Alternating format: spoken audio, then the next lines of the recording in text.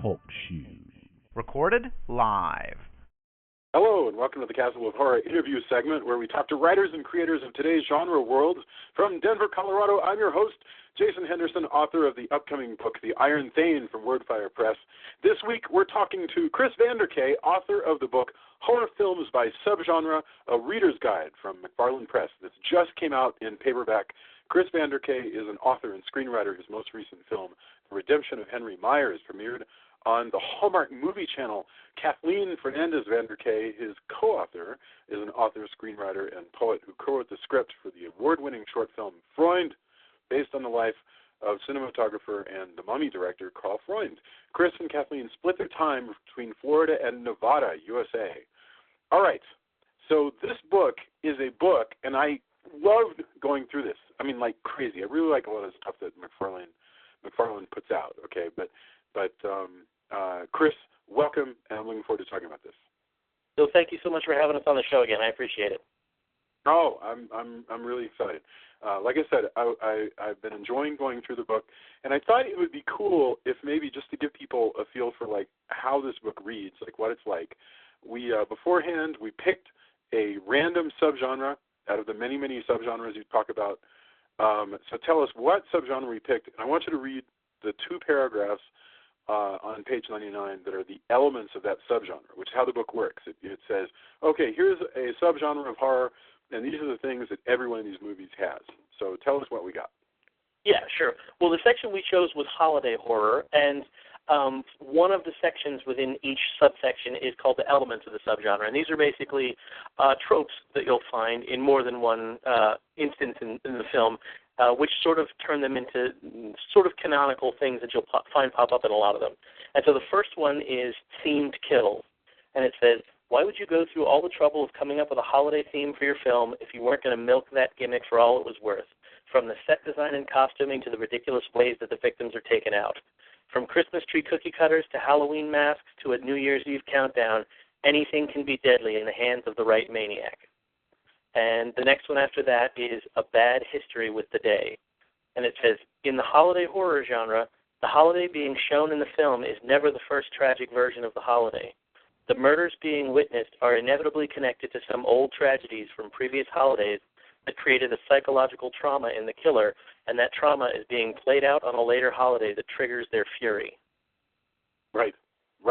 So we came to holiday horror, and you do an introduction, and then you say, okay, every holiday horror film has at least this stuff, elements that you call out. And then you've got recommendations, and as I look down, you're recommending from the subgenre Black Christmas from 1974. That is a killer movie that takes place in Toronto, and I love it. My Bloody Valentine, which I haven't seen, that's from 2009. That's very recent. Happy Birthday to Me. And also, I noticed this in general, that film's from 1981, is you choose often some very recent stuff, and you often choose some rather obscure stuff. I mean, at the expense of maybe a more obvious choice, for holiday horror. So, like, for instance, I noticed that you did not choose Halloween for this example of holiday horror. So anyway, what goes into choosing these examples?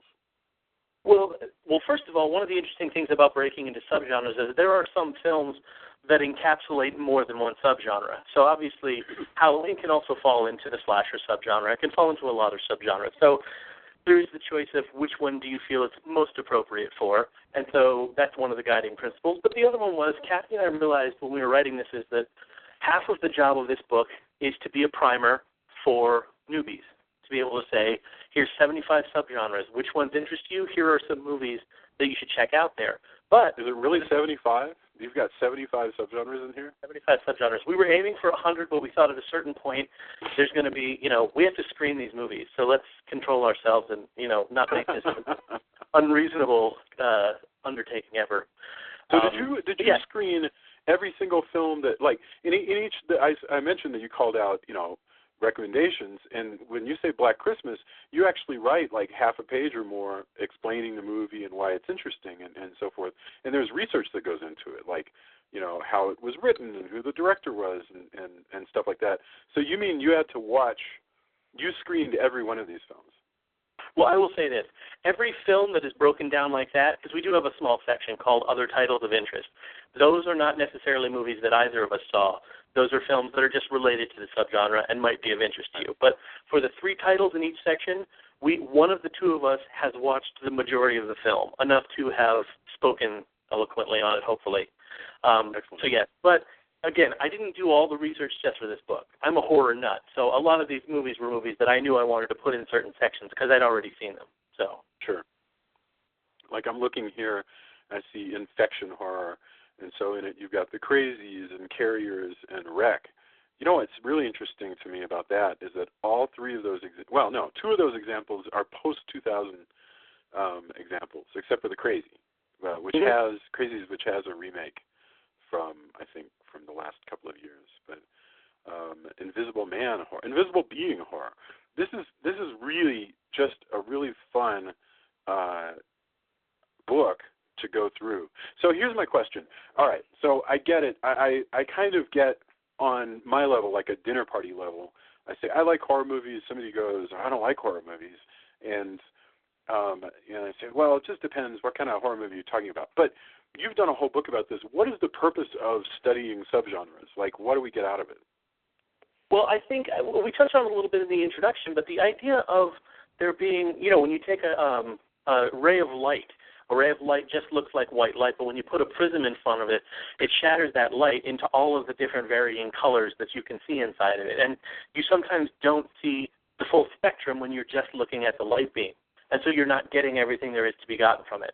And so our idea was to make this book sort of the filmic prism through which we feed the horror genre, because, and I'm sure you've noticed this in not only people you've interviewed, but in your own viewing, there are some subgenres that you will go to voraciously. You'll watch every single entry. And then there are some that you're like, yeah, I don't know that I'll watch that. I'm not sure. Like, for me, I'm not a huge fan of cannibal movies. Not that I've never seen any, but I don't flock to them. However, if you tell me that there is a found footage film, even bad found footage films, I tend to still watch. And I don't know why. I'm not sure what it is about that one that draws it to me, but that's the thing that was interesting to us. What's the philosophy behind each one? What does that say about us psychologically that we're drawn to certain ones and not other ones? And that's where you really start to dig into, okay, well, this taps into something deep in the human psyche. What is it about this subgenre that says that, and what does it say about you? It's funny how if you pick a subgenre that you're really into, to me, loosely we call it purism. That you're a purist, and so you have to watch every single film that features, the devil, or that features, an exorcism or Dracula or whatever. You have to watch every one, even if it's some minor film that was completely lost to time. There's just some kind of element of the collector to it. I mean, to me, it's almost religious. It's like I have to mark off my list every movie that the character of Frankenstein has appeared in. But I also agree with you that it's really cool to imagine, introducing somebody and going, hey, I know your personality, so I think you might like this kind of thing. And here are a couple examples of, like, you even distinguish between ghost horror. I love this. Ghost horror versus spooky old house horror. That's which I would have thought of those as haunted houses, but you're actually draw a different subgenre, which is spooky old house, meaning it might be ghosts, it might be booby traps, it might be whatever. But these are elements that show up again and again. Yeah, well, and it's interesting that you mentioned that, because one of the things that fascinated Kathy and I is the idea that horror is we've always said horror is what we call the dominant genre. When it cross-pollinates with something, it is the dominant gene, and therefore, if it's a horror, if there's comedy in it, it's a horror comedy. If there's science fiction, it's a horror science fiction. In the same way that, why would that be? What do you mean by that? I don't want to let you, I know you want to go on to something else, but I'm fascinated by this idea. You're saying that if I mix horror with any genre, like mix horror with a spy novel or a spy movie, it becomes mostly horror, is what you're saying. I mean, basically what I mean is it is the thing that is the strongest in the mix. If you have a drama film and you put too much comedy in it, it becomes a comedy. But if you put comedy in a horror film, it never becomes just a comedy. Horror is never diluted enough that it is not the thing that people remember the most about the film. Let me run this by you. Oh, I'm sorry. Go ahead. You're going to say something. Well, I was just going to say, basically the way that I look at it is in the same way that I believe, and this may not be true across the board, but the reason that film is the most powerful genre, because it can contain every artistic medium, because it can contain every other artistic medium. You can have music in a film, you can have writing, you can have sculpture, you can have painting in a film. You can't have television, you can't have a song in a painting. So the idea is that film can contain all of the other arts. Well, so can horror. Horror can contain all of the other genres while still retaining its unique perspective as a horror film.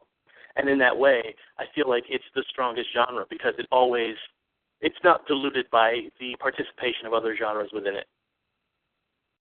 That's really interesting. No, I find now I have one example that I want to throw at you to see what you think. Now that you've studied a hell of a lot of horror films, so we do the podcast where we discuss films, right? Where we discuss them in retrospectives, and occasionally we've veered off into what might be termed thrillers. And we have one cast member, Drew, and he insists that the word thriller is pure bullshit. It is just marketing. He goes, a thriller is a horror movie. There is like The Hand That Rocks the Cradle is a straight-up horror movie. We call it a thriller for whatever reason, for marketing purposes, to be classy, who knows. But it's basically just a subgenre of horror. Do you have any opinion on this? I agree with him. In the same way that clean coal is just coal, but it sounds better to people who still want to burn fossil fuel than that want to get solar panels on their house. I feel like it makes people more comfortable because they say they're going to watch a psychological thriller when they watch Silence of the Lambs instead of saying I'm going to watch a horror movie. Because there has unfortunately been a ghettoization of the idea of horror, primarily because, to be honest, and we know this as fans of the genre, there are a lot of bad horror films. The problem is that I think there's a higher percentage of bad horror films than there are percentages of bad other genres because there are just so many of them. And so I think the genre gets painted as that until people find ways to try and sort of distance themselves from what they consider to be the bad kind by giving it a new name. You know, Stephen King in Danse Macabre, a book I'm certain that you've read at some point. Yes, loved it. But there's this point where he talks about how people who are inside fandom, you know, or are into horror, we take it upon ourselves to go ahead and watch both the good ones and the crappy ones, out of this notion that, you know, we'll learn something, we'll pick something up, even from the really worst ones. But, you know, at the same time, we have this kind of like guardian-like need to go ahead and prevent our loved ones around us to waste their time on stuff that we would watch in a heartbeat. But we're like, no, you don't need to watch the horror of Party Beach because I just don't think it's going to like do anything for you. Whereas I'm a perfect example of that because Kathy was not a horror fan. She grew up with her cousin watching terrible horror films and didn't like them at all. I, thankfully, had been the gatekeeper, watched the garbage and the good stuff, and I was able to filter. So for the last 5 years that Kathy's been really interested in horror, it's because she's had a curator that's showing her the stuff that's worth seeing. You said, what was it you said you said you don't like cannibal films. Can I take that further? Do you like actively dislike them? Is there something that just sets you off that you don't like? And if not that, do you have a genre that just really, you're just like, no, I find that loathsome, I can't deal with it? Well, first of all, for cannibal films, usually for me it's just that I find the usually graphic nature of cannibal films to be fairly unnerving, but there have been great ones. I loved We Are What We Are, both versions of it. I thought they were outstanding. So it's not like I can't enjoy a cannibal film. It's that I need to feel like the people making the film are people I know and like before I venture in. I don't know. I guess there's something about the idea of the human body being a food source. I mean, I'm also a vegetarian, so I don't know if that's an extension of that. My wife and I are both vegetarians, so perhaps there's something to that element as well. But as far as the genre that I just really have trouble with, it's not really a genre as much as it is a categorization that people have created, which is the unfortunately termed torture porn. It's not really a genre, but I am not a huge fan of films that trade almost solely on violent human-on-human violence that's shown very graphically. When there are interesting stories accompanying them, like I know a lot of people are down on the Saw films, but I would argue that at least the first few of them were very clever movies with very interesting twists. And, as always happens... Oh, the first one could have been a Rod Serling script. I mean, the first Saw film is is, I mean, I'm serious. It's Playhouse 90 level. I love that movie. And I think a lot of people forget that not only is it not that violent, but I mean, it's basically an Agatha Christie locked room mystery in some ways. Absolutely. No, absolutely. It is. That original film is really a piece of work. I haven't had any interest in the others because I've kind of assumed that they were just sort of derivative. Well, and Kathy and I have watched the whole franchise, and we credit them for being one of the cleverest series to utilize the retcon. They're very good at the retcon. I will give them a thumbs up on that. But yeah, I think I won't name other titles because I never want to crap on anybody's work in the genre. But there are certain films that are designed specifically for, like, okay, we found a way to make this really cool graphic sequence, and we're going to gross people out. And when that's what brings people to the table, that's not as much of an interest for Kathy and I than a really psychologically suspenseful story or really, well-drawn characters. I have a hard time with pain. Yeah, I have a hard time with the notion of, watching somebody in terrible pain. That just makes me very uncomfortable. And even though, of course, so much of thrillers and horror films involve people who are in pain, somehow physical pain, torture is just difficult for me. I know that when I saw High Tension, a kid gets shot. That was really difficult for me to watch at the time. Actually, I've hardened to this a little bit more over time, but there are certain things I just can't. It's difficult for me to deal. Yeah, I think for us it's the intentional inflicting of suffering on another human being that kind of makes us a little like, I don't like that so much. Although when you think of something like it's Black Sabbath with Bela Lugosi and Boris Karloff, at the end, if I recall, it's one of them flays the other, but it's off screen. It's done kind of tastefully, but there's still screaming, and I can live with that. But what am I admitting to? I'm admitting that my ability to handle people torturing one another is stuck at about 1931. Yeah. To me, it's like one of us needs to be relieved of our suffering. Either kill them quick or don't make me watch it. One of the two. No, absolutely. I feel this. I definitely feel that way about sexual assault. Absolutely. With a few exceptions, like Deliverance or what have you, which is sort of amazing. Yeah. And we have a subgenre that's sort of connected to that, the idea of the repressed or damaged sexuality, which is another genre that I feel like people know it, but had never really named it before we talked about it in the book. Movies like Repulsion and Excision and movies like that. Excision, I totally want to go see now because you mentioned that's the one that came out just a couple of years ago, and it starred the girl from 90210, right? Yeah, Annalyn McCord. Yes, and I apologize for losing. Yeah, there it is, Annalyn McCord, 2012. So the way you describe this film very quickly is just fantastic. So I have to say this. I grew up reading Danny Peary's cult novels books, and I learned so many movies that I wanted to go watch because I would read those books over and over. And I would go, here's one I've seen, here's one I haven't seen. So it was useful both those ways. And I think that your book actually really fulfills that function very well. And so I'm going to keep using it. I really enjoy it. Awesome.